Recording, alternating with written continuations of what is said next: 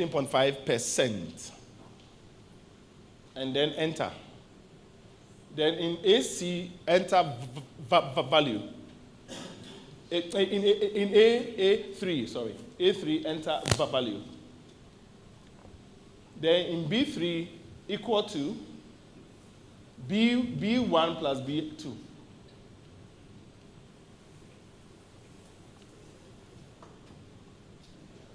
Enter, good. So you supply me items worth 15,000. The VAT is that. Then it's time for me to pay. And let's assume this is, let's say, service. So the accountant, the finance director, if he's going to pay this amount, must calculate withholding tax. So Hansen, in A5, enter key withholding tax, WHT, not WHT. Good. So in B5, it is equal to, we will do it not on the 17, we'll do it on the 15. That's what belongs to you. So you do it on the we cannot touch the VAT. So it's B1 times 7.5% times 7.5%. Assuming it's a service. Enter. So this is a withholding tax on the amount. So when we are giving you a check, we'll give you a check which is now due A6. Value on check. Value on check. So under B6 is equal to B3 minus B5. Minus B5. So you come for a check value 16,500. And most of you also lose in here. Once you get the check and your anointing come and you're excited, you forget to come for the withholding tax certificate. This one, the person who took you the 1125 is supposed to go and pay to the GRA the 14th of the following month. Today is 4th of April. So by 14th of May, he should have gone to pay. And if he does not go to pay, he commits an illegality. Yes, sir. Why is it that the withholding tax on your profit that you made on the profit that you made on the whole transaction? Thank you. Because most of the time, by the time you finish the business and the withholding tax is taken, your money is nothing. I'll show you the way. So we withheld 1125. It is only a payment on account. It is an advance payment of your taxes. So at the end of the year, we say file your taxes. You now go and file, and to show whether you are making a profit or a loss. That's what I spoke about record keeping in business. So you now go and file your taxes, and the taxman says, oh, you made a loss. It means you are not even entitled to have paid any tax at all. The taxman will do a refund of the whole 1125 to you. In Ghana here, it is done. Oh, no, wait. Oh, wait for me, la. Wait for me. Please wait for me. Hello. Oh, we are. What? Don't the people trust MPP? Didn't the people vote MPP? They are changing things. But the better. So things are changing. There's a new withholding tax refund form at the GRA website, which is something I just saw this morning. I want to say that our tax laws are changing. So maybe let's take away this old mindset about GRA, which may not be true. Just this morning, here, I go to their website, they have a new tax refund form, meaning that, and then in our tax laws, government of Ghana is setting aside 5% of tax revenue towards tax refunds. It's in the act. Let's hold our people in power to account. Right? So our sister want to ask a question. Yes. No, see, what happened is that if you go for the refund, if you go for the tax refund, The taxman cannot just get up and be giving you a refund. You must assess the person to see whether he has any other liability to pay. If there's any other liability, they will use the refund to defray. When they do all that, they don't owe anything. They are obliged under our law to give you cash. Yes. You don't trust our country.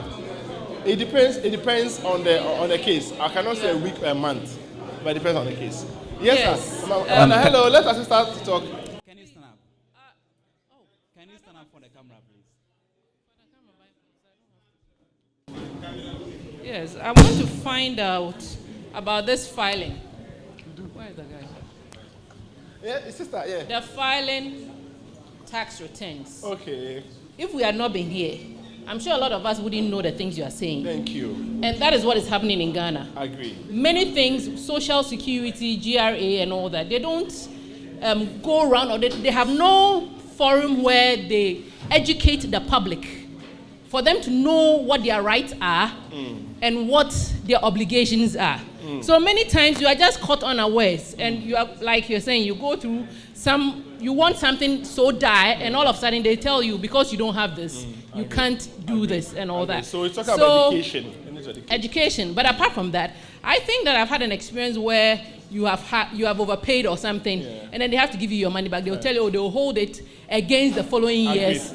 Yes. You know, and that is Ghana. And then the other thing too is that I want to find out the period which the window is open for file tax returns, because I know, like in the US, they have like from January to April where you have to file your taxes. How many Ghanaians know when we do that? Okay. When can you file for your taxes, your tax returns and all that? We have to make this public. We don't have to shroud it in some kind of secrecy and expect us to do the right thing. I agree. Thank you very much. So I think that these are the cobwebs of GRA.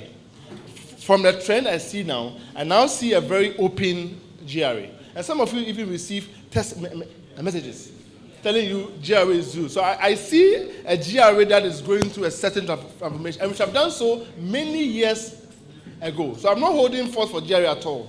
They've done something which is really bad. But as a country, if you are talking about Ghana beyond aid, these are the things we are saying that must be done now. People must be aware, they must be educated. Getting refunds should not be, let's say, a fight. Getting a VAT registration should not be a fight. I should be able to get things done well, and I'll be excited. Even reporting on tax revenue should not be an issue. You pick a tax returns in UK for a year, and at the back of the slip is the money we took for last year. 10% went into education, 2% went into, they account to you, and you are excited. You sit in UK in a box, and you are getting a check of a tax refund without even you applying. So I need to just to add to it. I think that you've been demonizing us and all that. I know it's on the lighter side, but the truth of the matter is that the agencies, the people who work in these agencies in the country are themselves not honest. I agree. So when you go there and you want to go, right now when you go to Registrar General, you want to go and re-register or something like that, they will tell you, oh, this thing it will take a long time. So I know somebody here who can take you through in 3 days. A minute. And that person is your church elder. Well, but I'm talking about... To be frank with us, that person may even be your pastor. No, so when we talk about self, I'm not talking about you here, but that as a people, including myself, my wife, and my children, we have our own demons. Okay. That person is the one who leads prayer time in church. He prays the hardest. I guess you might be a consultant to some of these institutions. And so I'm bringing it up so that in your consultancy, it will come up that this is what is happening on the ground. No, for it to be corrected. Because even though GRA whatever, you go and the people themselves who have been given the computerized system, they still know how a computer is made by a man. They know how to go around the thing and then use us as pawns.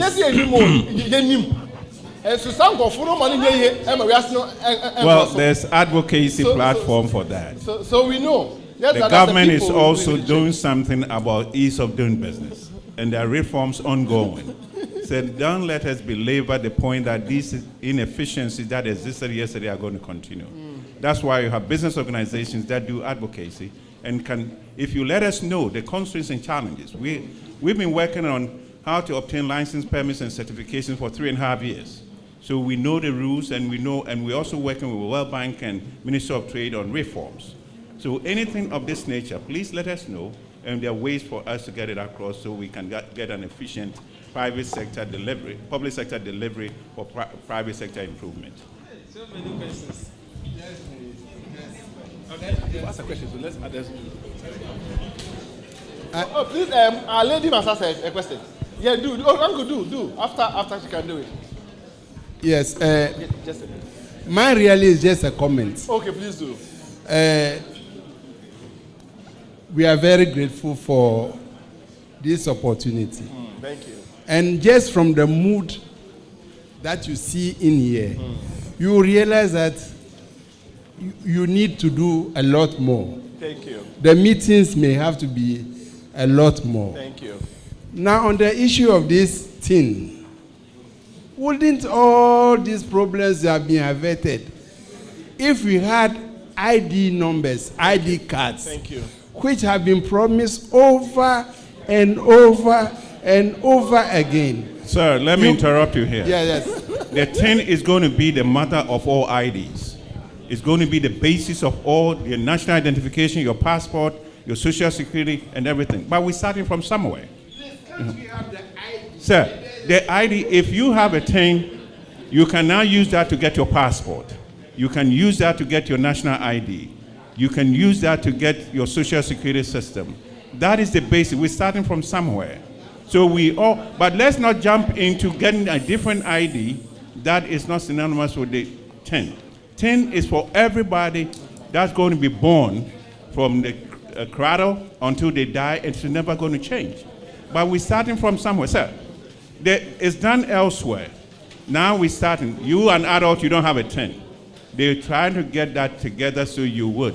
It will create an identity for you that a foreigner coming in here to seek a passport at the age of 29, when 10 had been in existence for 30 years, they were asking for a 10, he wouldn't have it. So the system is not perfect, but they're working towards that. And as business people, look at your contribution, how you can make it happen, and so it becomes efficient to do business. That is our obligation and responsibility. Thank you. Our sister is here. Yes, thank you very much for the eye-opening. Thank you. Actually, I didn't, or don't even have an idea of this.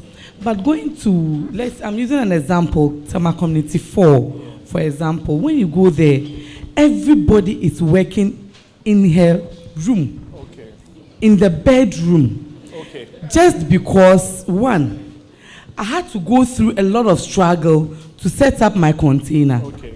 I have to go through a lot of struggle to fill it. Right. If I want to sew, whatever I want to do with it. Okay. At the end of the day, after going through all this struggle, then I say today I'm opening my shop. Right. The next moment, you see these people coming in, I'm coming for tax. Then you ask yourself, where were they when I was struggling? Oh yes. Where were they when I completed school and didn't have money? And if today you see me in my car, you tell me that it's a man who bought it for me. Where were they? I had to go through all the struggle to get my shop. Then you come in.